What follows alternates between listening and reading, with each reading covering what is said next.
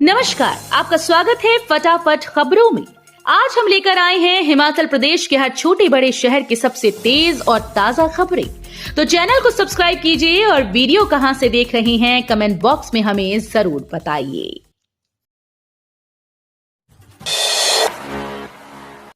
विधानसभा सत्र की कार्यवाही एक दिन और बढ़ाई, मंगलवार को भी चलेगा सत्र। विधानसभा अध्यक्ष ने सदन की कार्यवाही एक दिन के लिए और बढ़ा दी है। अब मंगलवार को भी 11 बजे से सदन की कार्यवाही चलेगी। संसदीय कार्य मंत्री हर्षवर्धन चौहान ने शुक्रवार को विधानसभा में ये प्रस्ताव लाया। इस पर सत्ता पक्ष और विपक्ष ने सहमति जताई। इसके बाद विधानसभा अध्यक्ष ने प्रस्ताव को स्वीकार किया। पहले मॉनसून सत्र की 10 बैठकें होनी निर्धारित थीं, एक दिन बढ़ाकर अब 11 होंगी। वित्तीय कुप्रबंधन पर सोमवार से चर्चा होनी है। इसमें ज्यादा से ज्यादा विधायक अपनी बातें रखेंगे। मौसम अपडेट, 5 जिलों में फ्लैश फ्लड और भारी बारिश का येलो अलर्ट। राज्य में शनिवार को 5 जिलों में फ्लैश फ्लड और प्रदेश में कहीं कहीं भारी बारिश का येलो अलर्ट जारी किया गया। शिमला, सिरमौर, सोलन, मंडी, बिलासपुर जिलों में कुछ स्थानों पर बाढ़ आने की संभावना जताई गई, जबकि मैदानी व मध्य पर्वतीय इलाकों में कुछ स्थानों जबकि उच्च पर्वतीय स्थानों पर कहीं कहीं पर मेघ गर्जन और बिजली गिरने की संभावनाओं के साथ वर्षा का येलो अलर्ट जारी किया गया। शुक्रवार को येलो अलर्ट के बीच में प्रदेश के उच्च पर्वतीय इलाकों में बर्फ के फाहे भी गिरे, जबकि राजधानी शिमला में 3 मिलीमीटर वर्षा हुई। वहीं बरठी में सबसे अधिक 31, जुब्बड़हट्टी व कल्पा में 26, धौलाकुआं में 13, मनाली में 11 और मंडी में 8 मिलीमीटर वर्षा हुई। दोपहिया वाहन चलाते हैं तो ध्यान दें, 4 वर्ष से ऊपर के बच्चे के लिए भी हेलमेट जरूर। उप मुख्यमंत्री मुकेश अग्निहोत्री ने शुक्रवार को सदन में हिमाचल प्रदेश मोटरयान अधिनियम 1988 की धारा 138 के साथ हिमाचल प्रदेश मोटरयान संशोधन नियम सभा पटल पर रखे।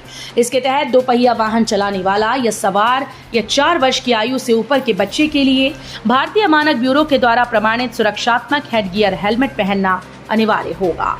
दोपहिया वाहन के पंजीकरण के समय 2 हेडगियर हेलमेट के खरीद की रसीद प्रस्तुत करनी अनिवार्य होगी। इसके अतिरिक्त मुकेश अग्निहोत्री ने रोपवेज और rapid transport system development corporation का वार्षिक लेखा विलंब के कारणों सहित प्रस्तुत किया। गोविंद सागर झील में क्रूज शिकारा लॉन्च करने की तैयारी, अब गोवा जाने की जरूरत नहीं। अब हिमाचल के लोगों को गोवा जाने की जरूरत नहीं होगी। क्रूज की सैर गोविंद सागर में की जा सकेगी। जल्द ही क्रूज बिलासपुर पहुंच रहा है। आने वाले समय में बिलासपुर जिला पर्यटन क्षेत्र में देश के नक्शे कदम पर सामने आएगा। हिमाचल का बिलासपुर ऐसा पहला जिला बनेगा जहां गोविंद सागर झील के साथ ही कोल डैम में भी क्रूज व शिकारा नजर आएंगे और दोनों ही जलाशय पर्यटन आकर्षण का केंद्र बनेंगे। जिला प्रशासन ने सबसे पहले गोविंद सागर झील में क्रूज व शिकारा लॉन्च करने की तैयारी की। 15 सितंबर के बाद मुख्यमंत्री सुखविंदर सिंह सुक्खू के कर कमलों से वाटर स्पोर्ट्स एक्टिविटीज का शुभारंभ करवाने की योजना है। अब परिवार की सिर्फ एक ही महिला को मिलेंगे 1500 रुपए, मंत्री शांडिल ने दी जानकारी। सामाजिक न्याय व अधिकारिता मंत्री कर्नल धनीराम शांडिल ने कहा कि एक परिवार से एक ही महिला को 1500 रुपए की सम्मान राशि मिलेगी। 1.5 साल में योजना के तहत 18 से 60 वर्ष की आयु वर्ग की कुल 7,88,784 महिलाओं ने आवेदन किए हैं। वित्त वर्ष 2024-25 में 2,284 लाख रुपए का प्रावधान योजना के तहत किया गया। अब तक कुल 28,249 महिलाओं को राशि जारी हो चुकी है। 2,384 आवेदन पात्रता पूरी न होने पर रद्द किए गए। अपात्र महिलाओं को पैसा न मिले, इसलिए सत्यापन में समय लग रहा है। विश्व उपचुनाव के चलते भी देरी हुई है। शिक्षकों के तबादलों में दोहरे मापदंड पर हाईकोर्ट की प्रारंभिक शिक्षा निदेशक को फटकार। हिमाचल प्रदेश हाईकोर्ट ने शिक्षकों के तबादलों में दोहरा मापदंड अपनाने पर प्रारंभिक शिक्षा निदेशक के खिलाफ कड़ी टिप्पणी की। कोर्ट ने मुख्य सचिव और शिक्षा सचिव को प्रारंभिक शिक्षा निदेशक के द्वारा शिक्षकों के तबादलों में अपनाए जा रहे दोहरे मापदंड से अवगत करवाने के आदेश जारी किए।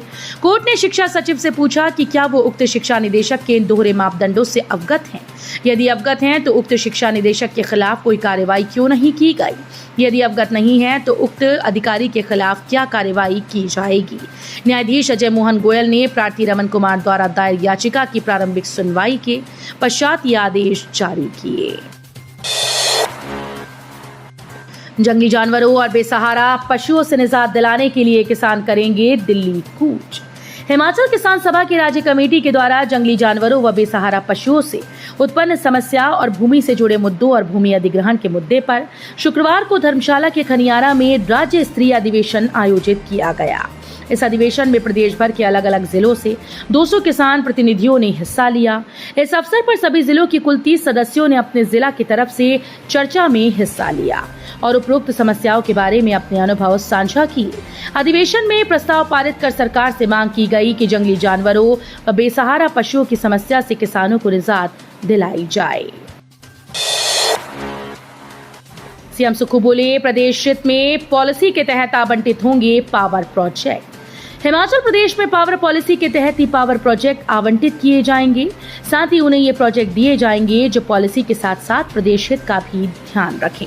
ये बात सीएम सुखविंदर सिंह सुक्खू ने शुक्रवार को विधानसभा में प्रश्नकाल के दौरान विधायक चंद्रशेखर के सवाल के जवाब में कही। चंबा के सुनील कुमार को राष्ट्रीय शिक्षक पुरस्कार।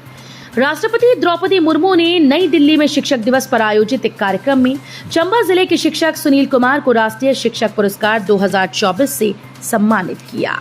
सुनील कुमार हिमाचल के राजकीय वरिष्ठ माध्यमिक पाठशाला खरगट सिहुटा में लेक्चरर केमिस्ट्री के तौर पर तैनात हैं। सुनील कुमार के कई छात्र राष्ट्रीय व अंतर्राष्ट्रीय स्तर पर पुरस्कार जीत चुके हैं। सुनील कुमार बच्चों की एनरोलमेंट बढ़ाने, शिक्षा से वंचित बच्चों को पढ़ाई के प्रति प्रोत्साहित करने, सोशल ऑडिट, स्टाफ ट्रेनिंग जैसी पहल करते हैं। चमियाना सुपर स्पेशलिटी हॉस्पिटल की ओपीडी सेवाएं बंद। हिमाचल प्रदेश की राजधानी शिमला के चमियाना स्थित सुपर स्पेशलिटी हॉस्पिटल में हाईकोर्ट की रोक के बाद प्रदेश सरकार ने स्वास्थ्य विभाग ओपीडी सेवाओं को बंद करने का निर्णय लिया है। स्वास्थ्य विभाग के विशेष सचिव ने इसकी अधिसूचना जारी कर दी। बॉलीवुड अभिनेत्री कंगना रनौत की फिल्म इमरजेंसी को लेकर आई बड़ी अपडेट। बॉलीवुड की चर्चित अभिनेत्री और निर्देशक कंगना रनौत की बहुप्रतीक्षित फिल्म इमरजेंसी को लेकर बड़ी अपडेट सामने आई। जानकारी के मुताबिक ये फिल्म आज यानी 6 सितंबर 2024 को रिलीज होने वाली थी, लेकिन अब इसे टाल दिया गया। कंगना ने ये जानकारी अपने सोशल मीडिया अकाउंट पर साझा की, जिससे उनके फैंस में निराशा की लहर दौड़ गई। राज्य चयन आयोग विजिलेंस की चिट्ठी के इंतजार में लटका पोस्ट कोड 903 और 939 का परिणाम। Junior office assistant post code 903 और 939 का नतीजा लगभग तैयार है, लेकिन स्टेट विजिलेंस की चिट्ठी के इंतजार में लटक गया है। इन दोनों पोस्ट कोड में पेपर लीक की पुष्टि होने के बाद विजिलेंस जांच में कई अभ्यर्थी भी संलिप्त पाए गए। दोनों पोस्ट कोड का नतीजा आयोग की ओर से लगभग तैयार है। हालांकि राज्य चयन आयोग को अभी तक इसमें संलिप्त पाए गए अभ्यर्थियों के पुख्ता आंकड़े का इंतजार है, ताकि नतीजा घोषित किया जा सके। खुशखबरी, हिमाचल में सरकारी नौकरी का सुनहरा मौका। सुक्खू सरकार बिजली बोर्ड में भरने जा रही हेल्पर और टीममेट के 1000 पद। मुख्यमंत्री सुखविंदर सिंह सुक्खू ने कहा कि प्रदेश में लोगों को क्वालिटी बिजली उपलब्ध करवाना सरकार की प्राथमिकता है। उन्होंने कहा कि बिजली बोर्ड में फील्ड स्टाफ की कमी को पूरा करने के लिए बिजली बोर्ड जल्द हेल्पर और टीममेट के 1000 पद भरेगी। ये पद नियमित आधार पर भरे जाएंगे। जब तक सरकार इन पदों को भर नहीं लेती, तब तक आउटसोर्स पर कर्मचारी रखे जाएंगे। शुक्रवार को विधानसभा में विधायक रणधीर शर्मा द्वारा नैना देवी विधानसभा क्षेत्र में बढ़ रही बिजली की समस्याओं को लेकर लाए गए ध्यानाकर्षण प्रस्ताव का जवाब देते हुए उन्होंने माना कि प्रदेश में बिजली की लो वोल्टेज की समस्या एक गंभीर समस्या है। दोस्तों के साथ खड्ड में नहाने गए स्कूली छात्र की डूबने से मौत, नहीं आता था तैरना। सोलन जिले में एक दर्दनाक घटना पेश आई। मानपुरा स्कूल में 8वीं कक्षा में पढ़ने वाले छात्र की सरसा खड्ड में डूबने से मौत हो गई। मृतक छात्र की पहचान भवनदीप पुत्र जोगिंद्र सिंह निवासी गांव किशनपुरा के रूप में की गई। तो ये थी आज की फटाफट खबरें। हम मिलेंगे अगले बुलेटिन में, तब तक के लिए धन्यवाद। जय हिंद।